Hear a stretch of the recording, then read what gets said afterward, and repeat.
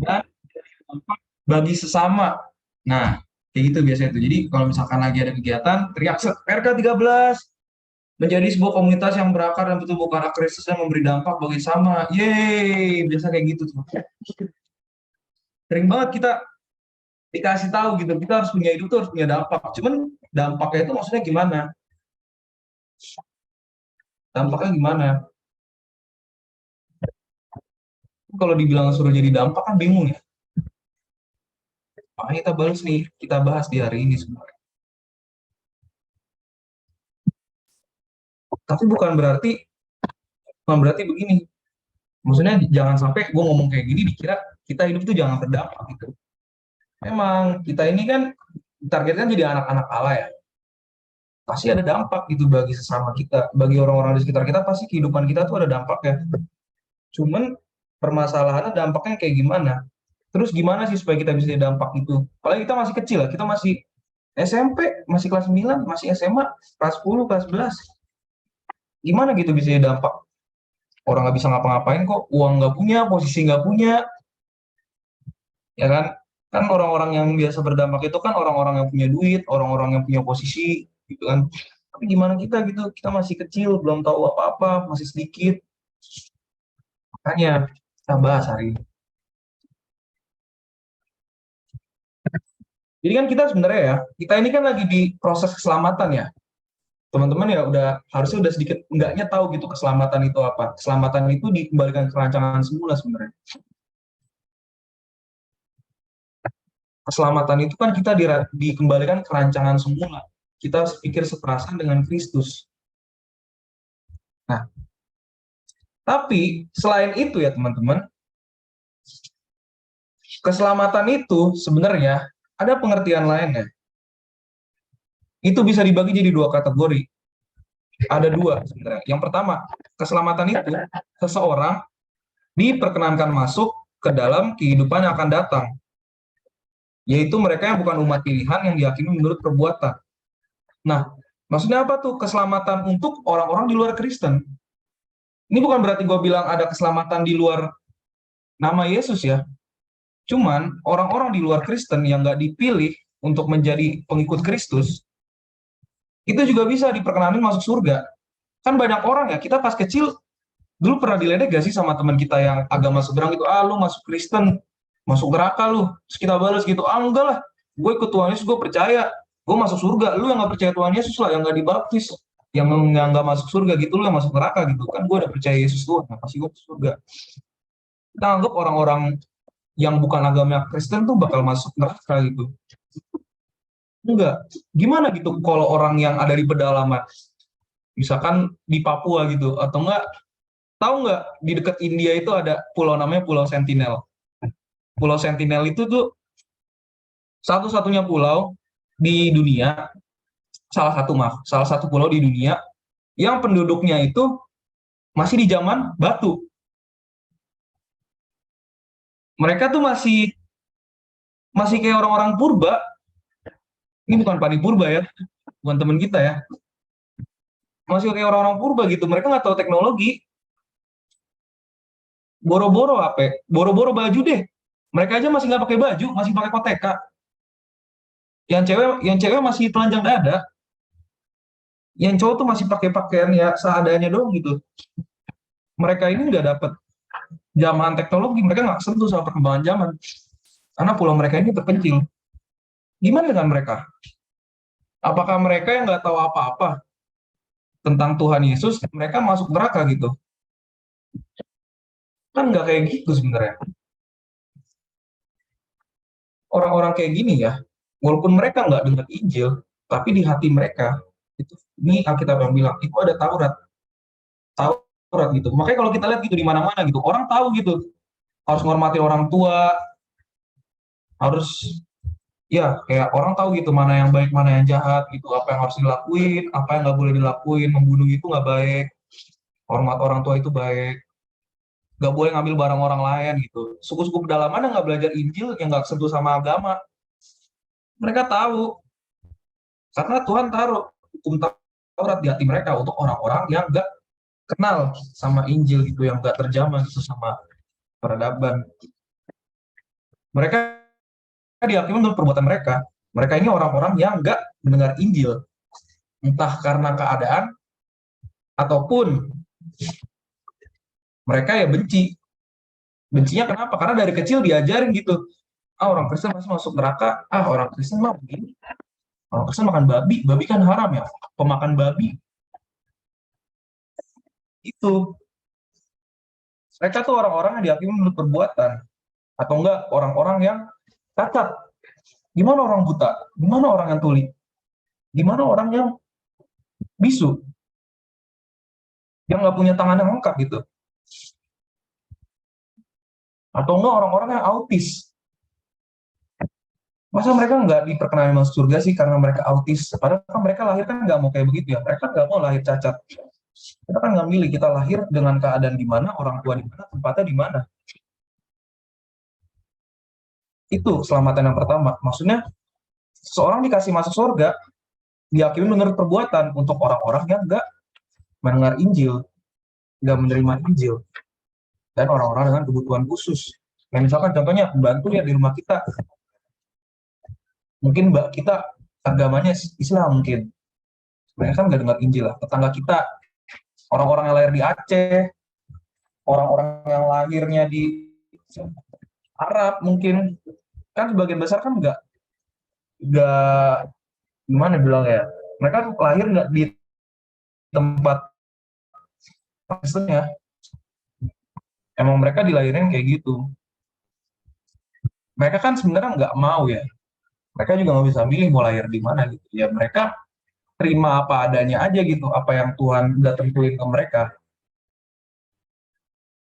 Mereka nggak dikasih kayak kita gitu, orang Kristen kita kan dengar Injil ya, terus kita lahir di keluarga Kristen, ya seenggaknya walaupun lingkungan kita nggak bareng Kristennya, kita masih punya gereja, kita punya kondisi yang mendukung gitu untuk kita dengar Injil dan kita bisa bertumbuh dalam iman secara sempurna. Bayangin kalau kita lahir di Korea Utara. Korea Utara kalau ketahuan beragama dibunuh loh. Orang kalau mau punya Alkitab ketahuan nih sama tentara di sana di Korea Utara. Masuk ini camp konsentrasi, tiga turunan, tiga turunan disiksa.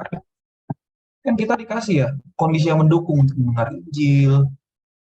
Kita ada komunitas, kita ada one movement gitu kan. Nah, karena kita dipercayakan banyak, Alkitab juga ngomong, orang yang diberi banyak juga dituntut banyak. Kita sekarang dengar Injil, gak semua orang dengar Injil yang benar juga loh. Kalau orang-orang gitu, yang gerejanya gitu, misalkan gereja yang pengajarannya itu tentang hypergrace, ini bukan kagres ya. Hypergrace ini tuh maksudnya melebih-lebihkan berkat karunia gitu, yang fokusnya itu ya bukan sama Tuhan, yang fokusnya itu berkat-berkat jasmania doang gitu. Kita juga nggak dengar kebenaran kayak gini, nggak dengar Injil kayak gini. Kita dituntut banyak, kenapa? Karena kita dengar Injil, Injil yang benar. Itu yang pertama. Seorang dibenarkan masuk ke dalam kehidupan yang akan datang, yang bukan umat pilihan, yang dihakimi menurut perbuatan. Tadi orang di luar Kristen, orang yang nggak dipilih sama Tuhan untuk jadi pengikutnya. Terus ada yang kedua, kedua ini kita ini umat pilihan yang dikehendaki untuk dikembalikan ke rancangan semula. Maka kita harus pahamin gitu, keselamatan itu bukan cuma bicara soal masuk surga. Kalau cuma bilang bicara soal masuk surga doang, ya jelas masih kita bilang gitu. Kalau nggak ada keselamatan di luar Yesus, berarti kalau nggak ada keselamatan di luar Yesus, nggak bisa masuk surga kalau nggak terima Tuhan Yesus. Akhirnya kita bilang orang di luar agama kita masuk neraka. Makanya kita penting gitu harus pahamin, keselamatan itu kembalikan ke rancangan semula. Kita punya pikiran perasaan Kristus. Ini yang kaki untuk dikembalikan ke rancangan semula, punya pikiran perasaan Kristus. Kita disebut umat pilihan karena kita dengar Injil dengan benar. Kita ada Alkitab, kita paranoia ada, komsel ada, ibadah gabungan ada, musik konsol ada gitu. Terus kita juga sehat kan? Kita kan nggak ada yang cacat gitu, nggak ada yang autis kan? Nggak ada yang paling kan ya bercanda-bercandanya doang agak jelas gitu kan? Kan kita nggak ada kekurangan. secara jasmani, secara rohani gitu. Kita punya peluang untuk mendengar Injil secara memadai.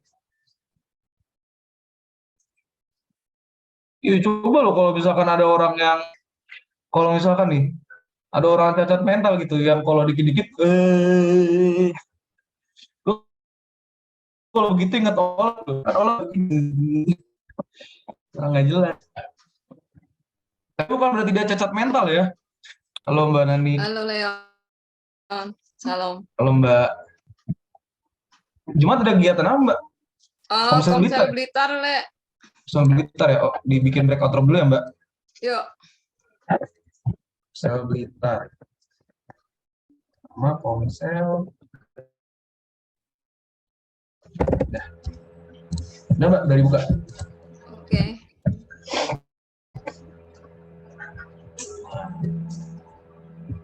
Kita balik lagi ya, yang tadi yang kategori kedua. Makasih ya Leon. Dikembali.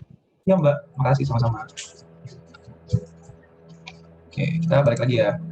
Yang tadi, kalau yang pertama, keselamatan itu bicara soal orang-orang di luar Kristen itu diperkenankan masuk ke surga karena perbuatan baik mereka. Tapi kita yang dipercaya Injil, yang dipilih untuk jadi anak-anak Tuhan, anak Allah, standarnya beda. Standar kita bukan kayak mereka. Standar mereka kan perbuatan baik mereka ya, apa yang mereka pahami gitu. Tapi standar kita ini dilihat nanti, sama nggak sih kayak Tuhan Yesus? Misalkan dalam cara marahnya sama nggak sih kayak Tuhan Yesus? Cara sedihnya, Tuhan Yesus sedih ya nangis, nggak ditahan-tahan. Habis itu nggak dikuasai sama sedihnya. Dia bisa nemuin apa yang Bapaknya mau gitu melalui kesedihan. Kita sedihnya kayak gimana? Kalau kita ke orang lain marahnya kayak gimana? Kita bisa sabar nggak? Kita bisa ngasih ke orang nggak? Kita bertanggung jawab nggak? Kan Tuhan Yesus kasih banyak pengajaran-pengajaran ya, tentang kehidupan sehari-hari sebenarnya. Nanti dilihat sama nggak nih? Kayak apa yang diajarkan sama Tuhan Yesus. Kalau sama, kita dikasih masuk surga. Masuk surga atau enggak, untuk kita orang Kristen itu dampak sebenarnya. Hasil dari kita punya karakter. Punya karakter dari mana? Dari belajar. Nah, karakter itu, dari kita belajar-belajar itu, kita bisa nyikapin. Ada teman kita ngeselin, tapi orang itu perlu bantuan. Dia juga nggak ada punya teman lain selain kita gitu. Cuman karena kita lagi kesel, akhirnya kita nggak bantu. Itu kan berarti kita rusak secara karakter sebenarnya. Tuhan bilang, kita nggak dituntut untuk suka sama semua orang, tapi kita dituntut untuk mengasihi orang. Ada teman kita susah, kita bantu. Kan kita sebenarnya ya, kita bantu orang atau enggak itu kan tergantung diri kita ya, karakter kita juga sebenarnya. Pemahaman kita apa sih tentang nolong orang gitu? Pemahaman kita apa sih tentang hubungan? Ah, ngapain gue tolong dia? Dia aja nggak pernah nolong gue. Ah, ngapain gue tolong dia? Emang gue antar jemput? Ah, ngapain gue nolong dia? Udah malam mah di rumah aja. Padahal teman kita urgent gitu. Banyak kempes mungkin harus didorong kan? Kan kayak gitu ya.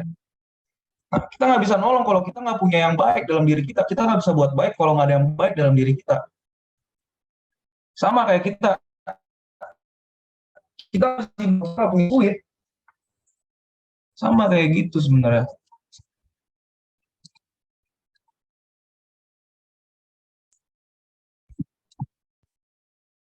Nah, tadi tuh dari kita belajar, terus kita bisa nyikapin teman kita, berantem kita, nanti teman kita minta tolong, nanti ada yang cerita ke kita bisa denger.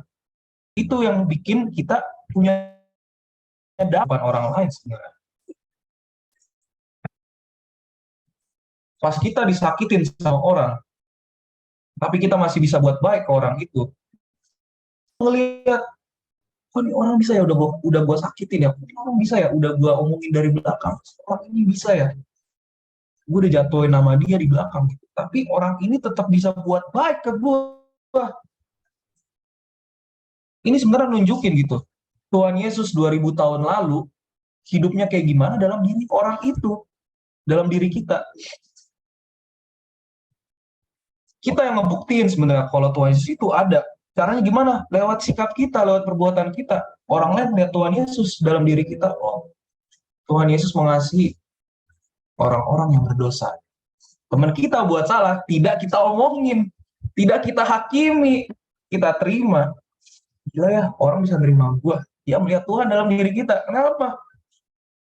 Tuhan Yesus sahabat orang berdosa. Masa teman kita berdosa, kita usir dia, kita nggak temenin lagi? Cemen namanya. Ya mungkin kesel lah awal-awal lah. Cuman kalau akhirnya kita nggak bisa terima, cemen lah. Cemen kita.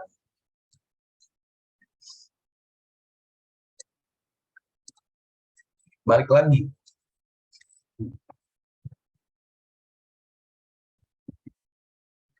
Sebentar. Sekarang tanggal berapa ya? Tanggal 11. Nah, tapi untuk bisa buat yang baik, untuk bisa mengasihi di saat-saat sulit kita, atau bahasa Pak Eras ya, untuk bisa hidup kudus, gak bercacat, gak bercela dalam setiap aspek kita,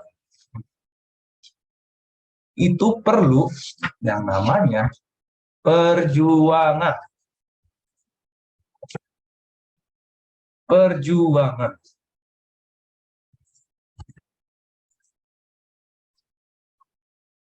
Sama kayak gini.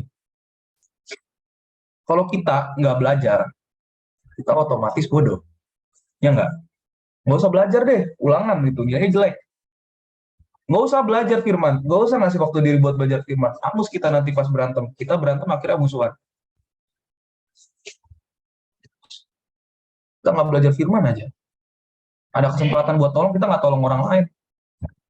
Kenapa? Karena nggak ada yang baik dalam diri kita, karena kita nggak belajar firman.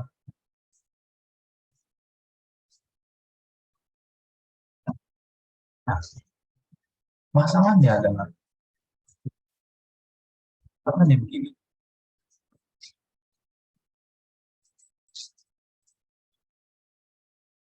Kalau kita nggak mau ngasih diri kita buat berjuang, ya kita nggak bisa punya dampak tadi.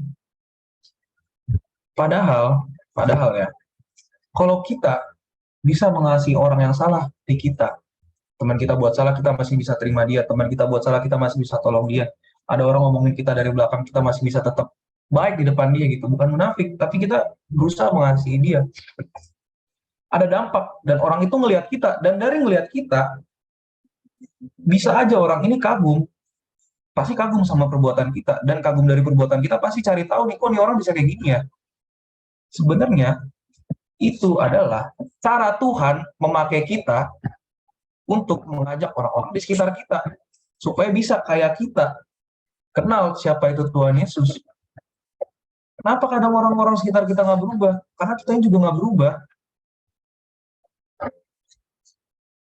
Karena orang nggak ngeliat dampak di kehidupan kita. Jadinya ya begitu.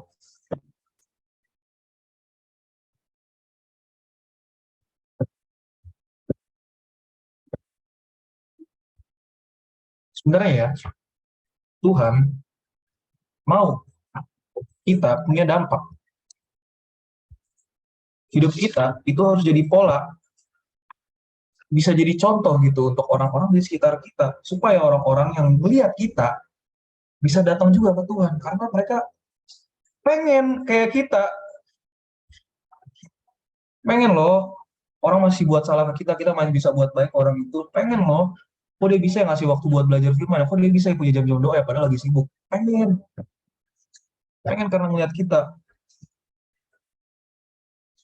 Orang percaya jadi anak-anak Allah yang ideal, harusnya jadi teladan gitu dalam setiap tingkah lakunya. Cuman kan kita masih muda nih. Kita masih muda ya. Memang gue akuin gitu, umur itu juga nentuin kita bisa jadi teladan atau enggak. Karena bicara soal teladan itu bicara soal banyaknya pemahaman yang kita punya tentang berantem, tentang sedih, tentang marah, tentang uang, tentang hubungan, tentang pacaran. Belum lagi nanti tentang kerja, tentang nanti gimana sih sama atasan, gimana sama nanti pasangan kita, gimana sama orang-orang sekitar kita, itu ada sebenarnya pengertian-pengertiannya. Dan kita sebenarnya belum jadi teladan kalau kita mulai lengkap pengertiannya. Jadi gue akuin gitu, emang sulit untuk jadi teladan.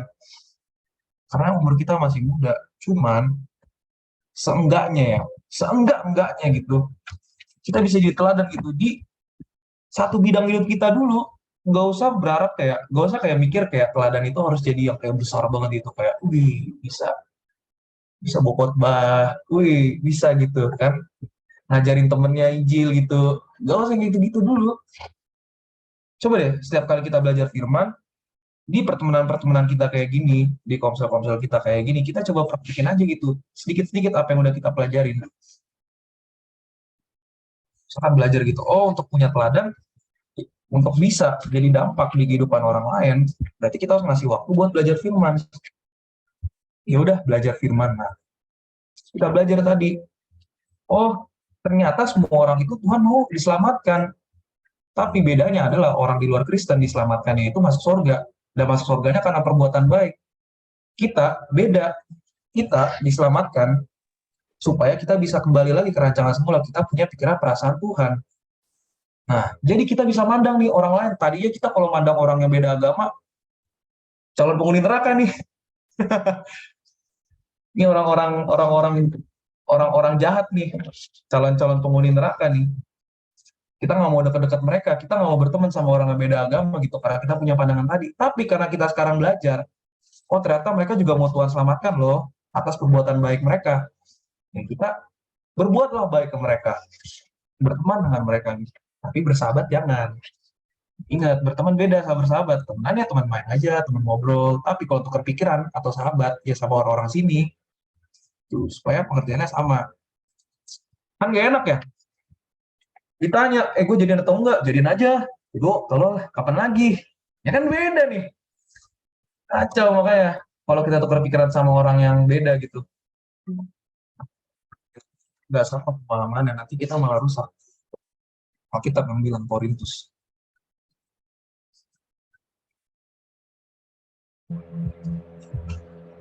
Ini yang dikendakin Tuhan sebenarnya. Kehidupan orang percaya di mana ada karakter Kristus yang terperagakan.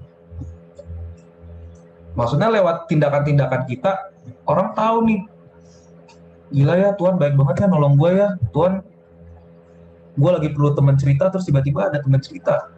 Gue pernah kayak gitu soalnya, gue lagi stres, gue lagi sedih kan, terus kayak gue, Tuhan, perlu teman cerita nih. Yang gak berapa lama ada gitu yang ngechat gue. Kira cerita sama orang itu.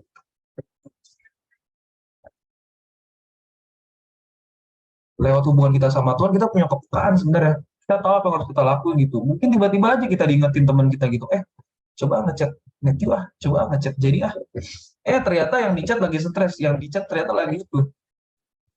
Bisa aja kan kayak gitu kan. Kita lagi kalut pikirannya, lagi sedih, lagi galau, lagi bingung, terus tiba-tiba ada yang ngechat kita gitu. Gila ya Tuhan, ternyata sediainnya orang-orang di sekitar gue gitu untuk nolong gue, untuk bantu gue. Ya memang, dari kebiasaan kita belajar firman, dari kebiasaan kita ikut ibadah, dari kebiasaan kita temenan, bersahabat sama orang percaya, kita belajar ngelakuin apa yang kita pelajarin di komunitas kita ini. Kehidupan kita ini menghasilkan buah. Buahnya apa? Perbuatan baik ke teman-teman dekat kita, orang-orang sekitar kita.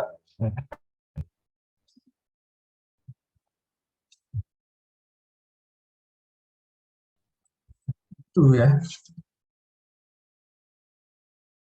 Ini kehidupan ini kebahagiaan kita. Kebahagiaan kita itu di sini sebenarnya. Beda loh bahagia sama sukacita. Bahagia itu kita dapat sesuatu baru kita seneng. Tapi kalau barang yang kita dapat atau sesuatu yang kita dapat ini hilang, senangnya hilang juga.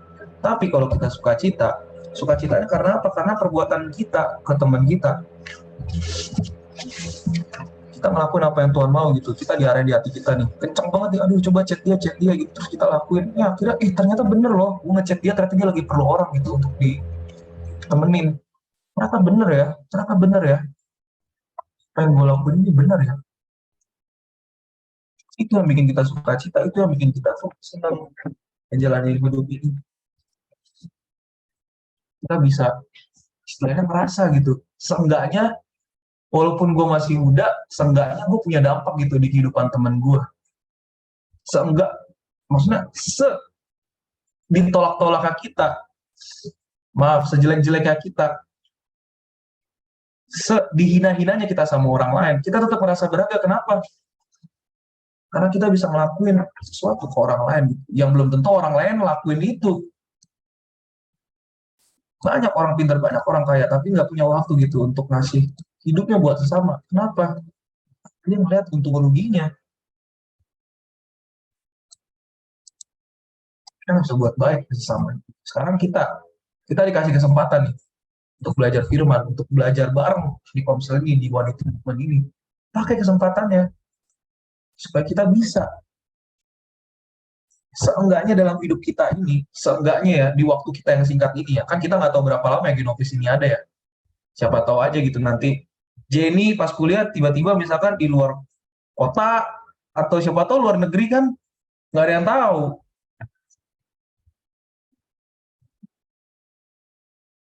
Essen tiba-tiba jadi pelayar kan, tiba-tiba ngelaut, kan nggak ada yang tahu. Gracia kan tiba-tiba jadi superstar, jadi model kan nggak ada yang tahu kan, karena punya kerjaan, karena kerja di luar kota, sibuk gitu, akhirnya kagak ada waktu lagi untuk bareng-bareng. Jadi idol lah, boleh lah, JKT48 lah, set, set, set, set, set, gitu kan. Seenggaknya di waktu kita yang singkat ini, kita bareng-bareng gitu, kita saling mengasihi. Seenggaknya kita pernah gitu mewarnain hidup orang lain, hidup teman kita gitu. Jadi kita ngerasa diri kita berguna. Kenapa kita ngerasa nggak berguna? Kita nggak di hubungan. Kita ngerasa sebagai orang gagal, kita ngerasa sebagai orang yang terbuang, terasingkan, tersingkirkan. Kenapa? Karena kita nggak di hubungan. Di hubungan ini kita nemuin gitu, oh ternyata gue berharga ya. Ada orang lain yang bisa gue tolong, ada orang lain yang bisa gue dapat bantu dari dia. Nah, selama kita punya kesempatan, kita pakai kesempatan itu. Gak apa-apa capek, gak apa-apa gitu. Kan capek habis sekolah ya. Kalau misalnya lagi banyak tugas ya, misalnya lagi ini nggak apa-apa gitu. Orang lain bisa jalan-jalan, orang lain bisa ini main atau apa terserah lah. Kita enggak gitu. Apa gitu. Untungnya di kita kok. Kita minimal jadi orang yang lebih berhikmat gitu di antara teman-teman supaya kita pasti sadar nggak sadar gitu. Ada orang datang ke kita gitu. Tiba-tiba cerita ke kita karena mereka tahu kita ini orang yang tepat untuk mereka ceritain. Kenapa? Karena mereka melihat perbuatan kita, ada dampaknya hidup kita di mereka itu. Kecil-kecil loh. Kayak misalkan nih,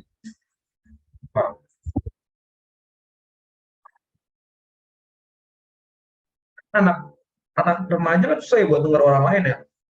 Mungkin cewek-cewek yang sangkuin, tapi kita bisa dengar teman kita gitu. Itu kan hal yang luar biasa sebenarnya untuk orang-orang seumuran kita gitu. Saat orang lain tuh pengennya didengar, orang yang pengen diakuin, kita bisa dengerin orang, kita bisa ngakuin orang. Akhirnya orang datang ke kita. Pasti ada deh orang-orang yang Tuhan percaya ke kita deh. Kalau kita hidupnya ini berdampak, atau kita ngelakuin firman yang kita pelajari setiap harinya, di kehidupan kita, ada orang-orang pasti yang dikirim Tuhan gitu untuk dekat sama kita. Sepakat dong. Sepakat dong. Ada orang-orang yang dikirim dekat kita gitu kan. Siapa kek? Ada teman kita kek. Mungkin yang broken home kek. Atau teman-teman pengurus kita kek. Mereka ada karena mereka ngeliat dampak di hidup kita. Tuhan percayain gitu orang-orang di sekitar kita. Karena kita bisa mengasihi mereka. Itu orang yang tepat gitu yang dinilai Tuhan. Dipercayakan orang-orangnya. Jadi, selama masih ada waktu, selama masih ada kesempatan, kita pakai kesempatan ini untuk kita bisa saling mengasihi. Amin. Begondang ya guys ya.